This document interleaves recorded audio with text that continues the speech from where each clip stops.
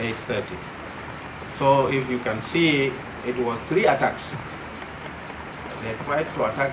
Pink top and white shirt head is present taking photos. Not Christopher Allen. That is one of those journalists, the two. On T-shirt and cap with long lens camera around soldiers is briefly visible. That is one of these journalists in the video. They are mostly the journalists are protected, and even non-combatant supposed to be protected, but it depends on how. So, of course, this one is back the videos of how Christopher was actually moving around with fires to show he was a journalist. Images show him wearing the red ribbon of shows images of troops movement through hills, and those hills that I shown some troops shown wearing red scarf. Camera zooms onto a village from a hill, and you have seen how they were moving in those bushes while attacking. IO troops reach village. A white male photographer is pink, and the other journalist, because he was wearing a hat gown. So troops with the red ribbon seen walking along wrapped in a white in a sheet, and that is the person who was carried after repel. They are moving back to their point where they come from, so South Sudan. And that one has been repeated several times, and then we need to find out later on how he entered South Sudan. Now, letter dated Directorate of Nationality, Passport and Immigration, confirming no legal entry or otherwise of Christopher Allen. And that letter, you have to show it, confirm no application for accreditation or what they provided to Christopher. So all of them are found to be entered South Sudan without any proper documentations. There were no visas, and there is no proof that they entered. Christopher Allen was present at the planning and the preparation. These are the findings. And preparation made for the attack upon Kaya town in South Sudan. And failure leadership, that he is, of course, not satisfied from the other side, with the other side performance, and he feels that the alternative is the IO. Christopher Allen was accompanied into Kaya with the other 2 foreign journalists, photojournalists, Goran and the shipwreck, were published by the Reuters. And that one is an open source. You can still get them if you Google. Christopher Allen was intentionally killed. The coincidence of that Allen found himself in a situation like that. He was not killed intentionally as a result of cross fire during the attack. Battle damage assessment carried out by the government forces. We have seen it, and this is what we are trying to explain. Christopher Allen was not where his body was located, and you have seen it. Instead, he was wearing a red ribbon on his wrist, which was also worn. The Embassy of the United States of America in Juba confirmed that Christopher Allen was a freelance journalist who holds dual citizenship, Americans and the British. Multiple firearms and other weaponry will be discharged intending to kill and mayhem people. There is no evidence that establishes the identity of the person or persons that discharged the firearms causing the death of Christopher Allen. But Of course, when you discharge, definitely somebody will die.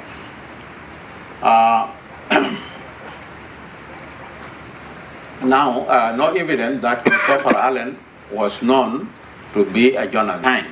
That was an advice given to the journalist before the attack, to stay behind in battle for Kaya due to high risk.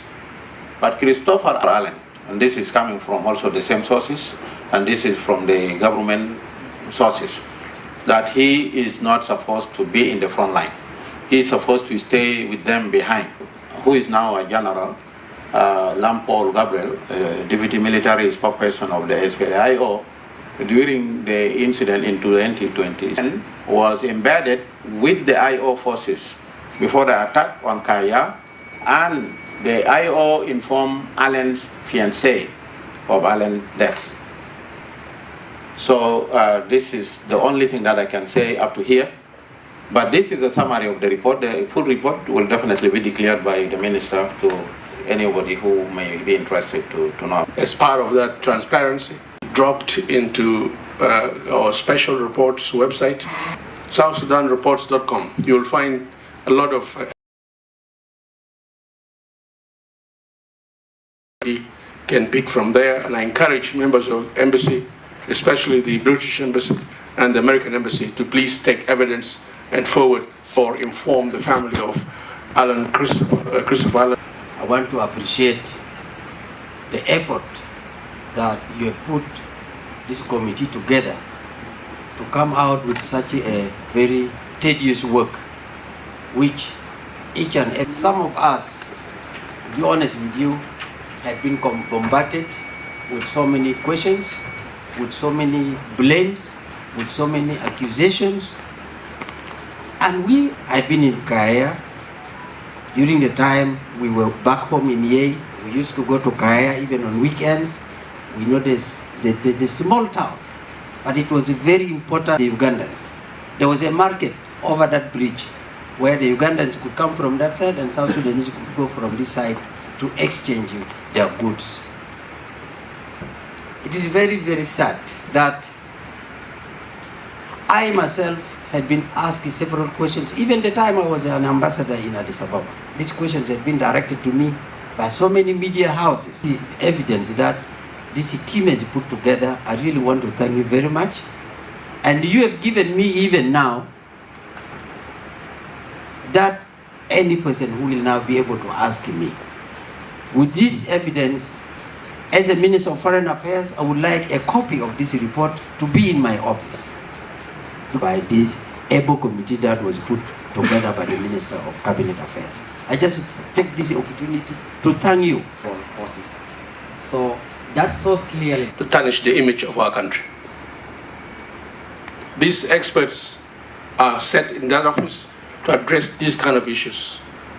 And I thank the President who took bold, one of his officers, one of his soldiers, but he took that bold decision in order to clear and to prove how Allen died.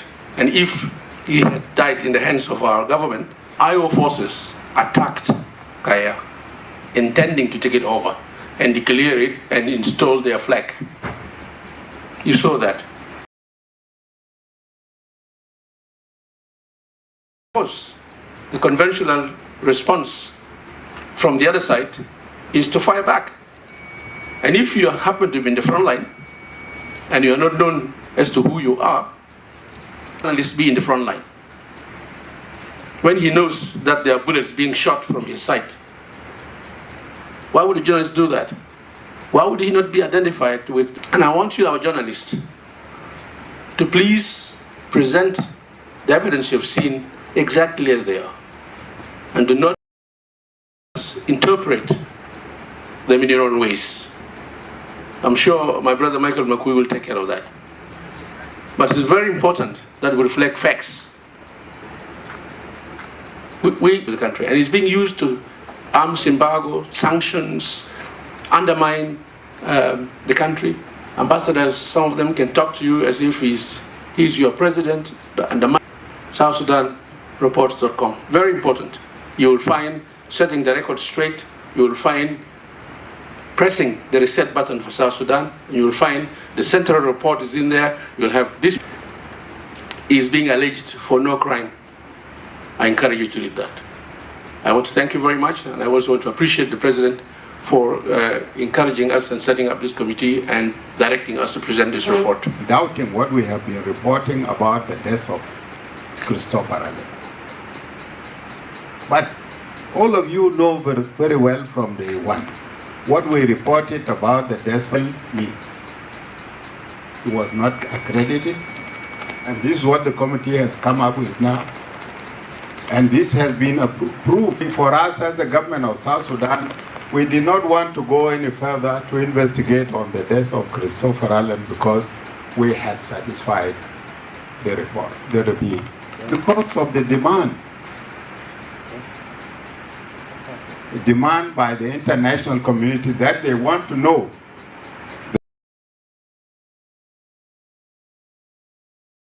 And it is not different from what we have been telling people.